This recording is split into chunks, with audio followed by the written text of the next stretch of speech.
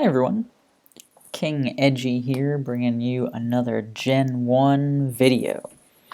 In this one, we are taking the Edgy Challenge. That's right, a challenger from the Gen 1 scene is going to take us on in 3 straight games. If he wins all 3, he has dethroned me. I'm no longer a king, I'm just Edgy. If I win all 3, he is banished and can never challenge me again. And anywhere in between, he's earned various levels of respect from me and can live to challenge any other day he'd like. Before I continue with this video, I just want to put in a quick plug to Inazuma, who we took on the Edgy Challenge a few episodes ago. He published his own side of that video, so if you want to go check out his channel, you can see exactly what he was thinking throughout that entire match.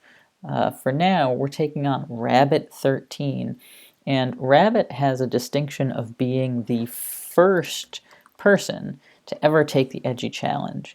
And you might be thinking, he doesn't show up in our end of challenge ranking system. And that's because I was still testing out what the Edgy Challenge was at the time, didn't quite have it down. Rabbit won that challenge 2-1 and is a king in his own right. And so this is a rematch to see if we can do a little bit better. We've got Cloyster versus Nidorina here, and what do we want to do? We're not really scared of Cloyster. We know Thunderbolt, but I think we'll Body Slam, because I expect the switch out. There we go. And we get that paralysis, so off to a good start here. Good start, good start. We'll expect a Fire Blast to come through. So I just want to think a little bit about, okay, how much do we actually care about Cloyster? Jinx can put it to sleep, Kabutops is faster, Sandslash is faster, Hitmonlee is faster, and super effective. So I don't desperately need this Nidorina, so we're going to go ahead and let Coughing explode into us. But that might change things. I'm going to switch to Kabuto here, thinking it explodes, and we eat it nicely. Let's go, let's go, let's go. Now, I don't know if when Coughing was fully paralyzed there, it was going for the early explosion. Can't say for sure, but we got it on that second time around, which was really nice. And we felt confident about it because even if he didn't go for explosion, we were expecting Fire Blast. And so Kabuto can eat that up for days, and no Slash, which will overcome the burn, so not a big deal. Nidoqueen's out here, and now we kind of expect an Earthquake or a Thunderbolt, something of that nature. We don't have a very fast team, but we do have 2 that are faster than Nidoqueen, Hitmonlee and Jinx, and so we can kind of safely go into either of them here. I think they'll both get 2-shotted by the Nidoqueen, but what we could probably do is go into Hitmonlee, do a little bit of damage to Nidoqueen, come in with Jinx, and then threaten it to switch or put it to sleep. And I think that's what we'll probably do here. Yep, we'll eat that Earthquake. And I'm actually going to Seismic Toss here. I could Body Slam, but if I paralyze Nidoqueen, then Jinx won't really scare it as much. Oh, cool. We survived that second Earthquake. Look at the difference in rolls there. I'm going to check that out. Was that like an all-time low roll? Earthquake, 44 to 50. Oh, so it was like a super high roll the first time, and then a low to average roll the second time. Okay, okay. Now we're in an interesting spot because Jinx will finish it off with a Psychic.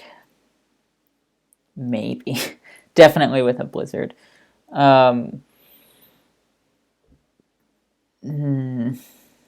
47 to 55. I'm risking it. I don't think this is the right play, but it's an okay play. It's an okay play. Cloyster comes out. I guess he knows Cloyster can't do a lot to us. I'm going to switch to Nidorina. I expect the explosion. I don't get it. That's fine. Now, I'm not sure what he wants to do next, but I'm going to Thunderbolt. Oh, dang. I guess I should have thought for another second. My thinking was there's no way that he's going to switch to Nidoqueen. Or sorry, there's no way that he expects the Thunderbolt because I know that he has Nidoqueen, right? That was kind of my thinking. Oh, and he survived that. At least he didn't paralyze us. Holy cow. Okay. We're playing a little loose here in this first game. Playing a little loose, but we will get the Cloyster KO. That's pretty nice. Someone faster than Jinx must be coming out, right? Kangaskhan, okay. Not a big deal. Not a huge deal for us. Because Execute can handle him, right?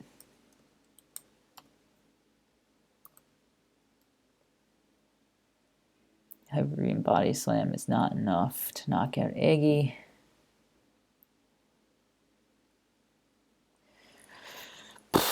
Okay, let's see what happens. He does go Body Slam.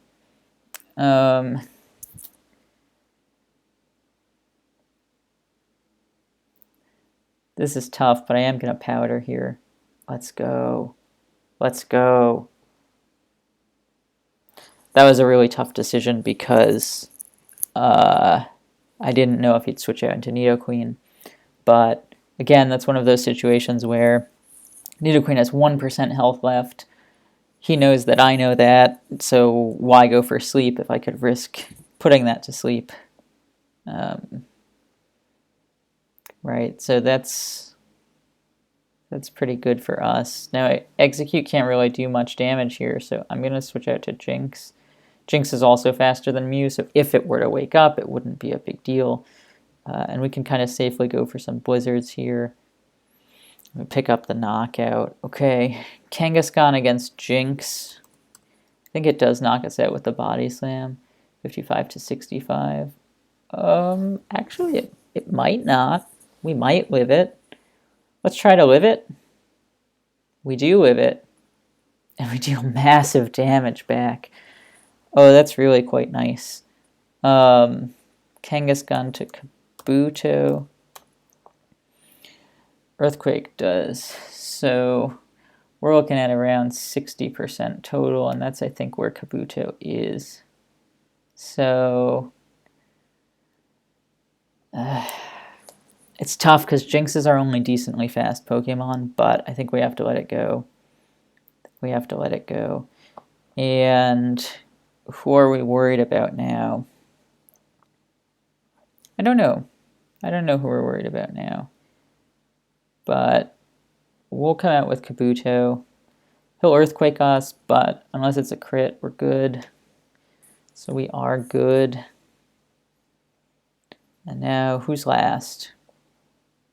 Oh, he comes out with Mew. Okay, so he wants to try to wake up, I guess. That's fine with us, right? We can just slash a couple times. This is really promising. We switched to Body Slam here because slash might not be a crit, and then we could get a low roll, but that felt good. Oh, this feels great now. Sandshrew is last, and I think we've got it. Yep, we got it. We'll bring out his older bro, Sandslash, and just take it down. Oof, a lucky finish there for us. And Rabbit just concedes. So what went well for us there? I guess first and foremost, he didn't have a fast team either. He had one Pokemon with over 200 speed, so did we. And I guess we got that good sleep on Mew. That was really it. That sleep on Mew kind of gave us that game. A good play there. Oh, look at this matchup. Oh, you love to see this. So Voltorb can't touch us. Voltorb has a hard time against Dragonair as well, and we're feeling okay about it. There are a lot of good options here. I'm just going to go Seismic Toss because it's a safe amount of damage to anyone that comes in. Pinsir comes in. We do 34% to Pinsir. That's pretty good. Now, what's Pinsir going to do? I'm not sure. Pinsir is faster than our whole team, so it's a little scary. I'm going to Seismic Toss again. Oh, dang, what a big time crit that was. And I'll just Seismic Toss one more time. Oh, okay. Crit and Hyper Beam miss. They cancel out. They don't really. It's huge in our favor. But we like to think that they cancel out so that we can think that we're more good than lucky. But right now we are more lucky than good for sure. The Voltorb plus this situation. We've got Articuno here who can just tank this Blizzard all day and fire the strongest Blizzard right back and hopefully freeze somebody. Like this Ghastly, frozen solid. Dang, that's okay. You can't get everything all the time. We'll take this Hypnosis. Ooh, it's not even Hypnosis Ghastly.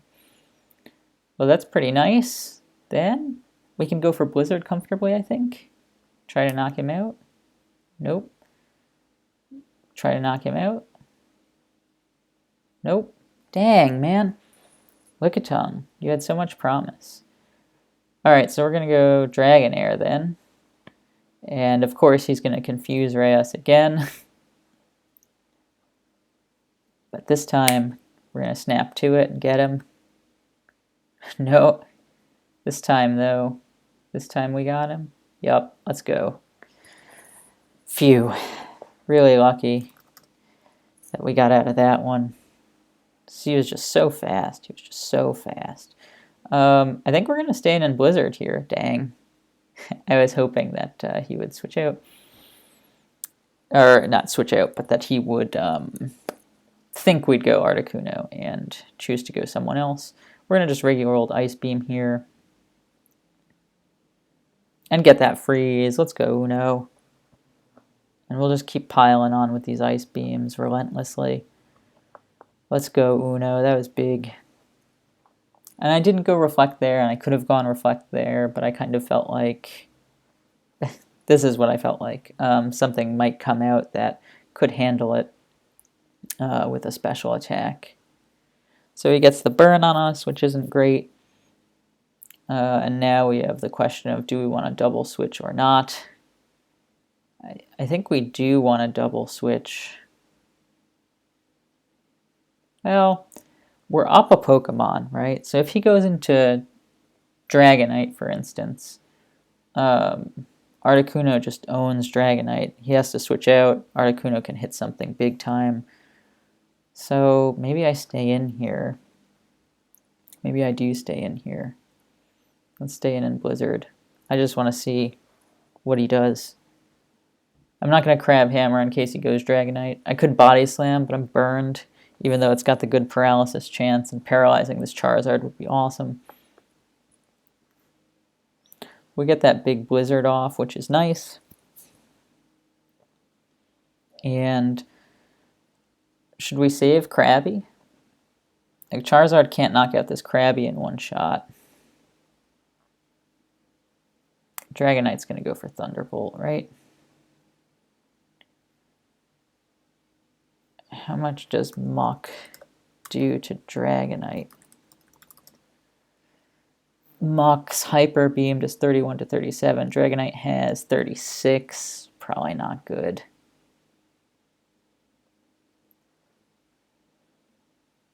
But Krabby's nice to have. I'm going to go Cubone. Let's go. Now he's going to go Blizzard, right? Now he has to go Blizzard. And I think because of Muck's Explosion, we can handle an electric type. So I do think I'm going to let Cubone go here. That way Articuno can come out, handle this Dragonite, or if this Charizard wants to switch in, we do massive damage to it because Fire doesn't resist Ice in Gen 1, so we get some good damage. But that's good. Okay, so Charizard comes out. Now I just want to look up really quick. Charizard versus Articuno. Blizzard has a chance of knocking him out. Ice Beam doesn't. Fire Blast won't knock us out from this range. So I think we're okay.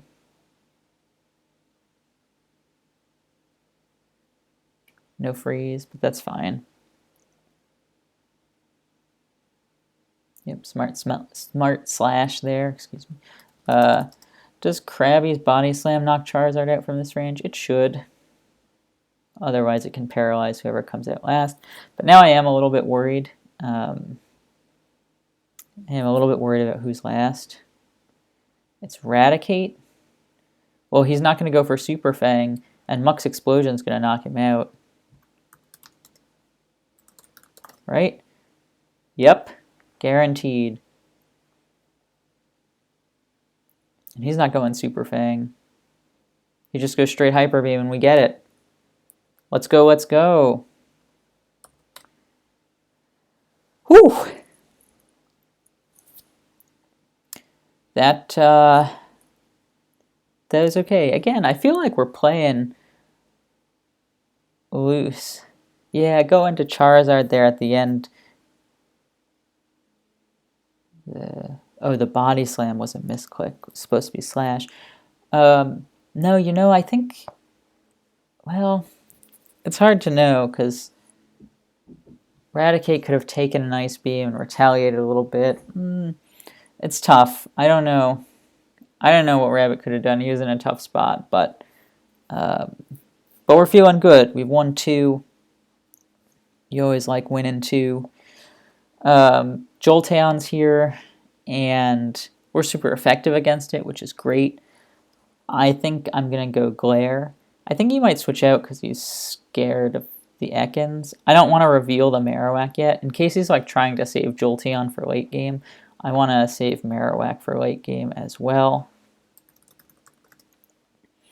And that's my hope, right? If he's saving Jolteon, we'll surprise him with the Marowak at the end. I think that'll be good.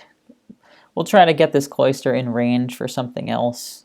Clefable's Thunderbolt seems perfect. So let's do that. Rock Slide doesn't have the ability to make you flinch in this gen, which is too bad. Now Rock Slide can't take him out from here, so there's no point really in Rock Sliding. I think I'm going to switch to Earth, because Rock Slide could miss, right? So I think I'm going to switch to Earthquake. It'll do less damage, but that's okay. It could crit and knock him out, or he could be fully paralyzed, and then we knock him out with 2 Earthquakes anyway. He goes Goldeen here. We'll let Goldeen take us out. Yeah, no problem. No problem. We'll go Kadabra and just straight Psychic. I expect Cloyster here to take the Psychic. Oh, nope. Wow, okay. Huge. Huge. Now you expect Jolteon to come in and paralyze this Kadabra, and this is why we saved the hidden Marowak. Let's go, let's go! Now Rabbit's really up against it because he's basically got a useless Jolteon, and he's down a Pokemon to us. So as long as we can save this Marowak, we should be in pretty good shape. You know Clefable is going to come through with a big Blizzard. Kabutops is kind of our only physical attacker, so I guess we go to our own Clefable here and hope to not get frozen. Great, okay. And we try to dish out some freezing in return. We don't get it there, which is too bad. Jolteon comes out. We are paralyzed, also too bad. We're gonna stay in Blizzard here. Oh, okay, goes for the double kick, that's fine. I think we're gonna stay in Blizzard once more. And it seems like he's content to let Jolteon go.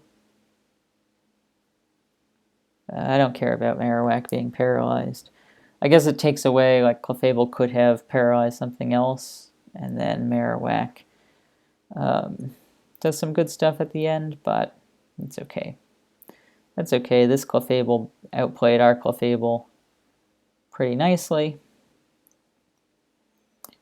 Do we think his last move is Thunderbolt? I'm not sure.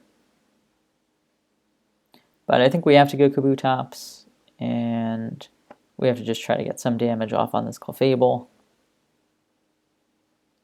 And maybe we Hyper Beam for the KO. Let's go. Did that crit matter? Since Slash did 34%, I feel pretty confident in saying Hyper Beam would have done 35, but we can just check and make sure that that didn't matter. Yeah, Hyper Beam definitely took it out no matter what, which is good. So counter was his last move also because we went first, right? Jolteon comes out here and is he trying to bait us? Last time he didn't switch out at all, right? Oh, he outplayed us there. Okay. That's a bummer. But again, if there's a fire type or something in the back, we feel pretty comfortable because we've got a second water type here. Kadabra versus Alakazam is basically a stalemate. We can wear each other out of Psychics and try to just go from there, see what happens. Golem is his last. Great. So I think we're all set then. We can go Marowak here and just dish out an Earthquake of our own to Alakazam, maybe. Oh, that's great. That was really good. We can just keep the pressure on with these Earthquakes, and that's game. That is game. This Poliwhirl just cleans it up. Let's go. And that was a tough end. We had 3 of ours paralyzed, but I guess he was just hoping his Golem could beat our last, but not the case. And we get the 3-0 sweep.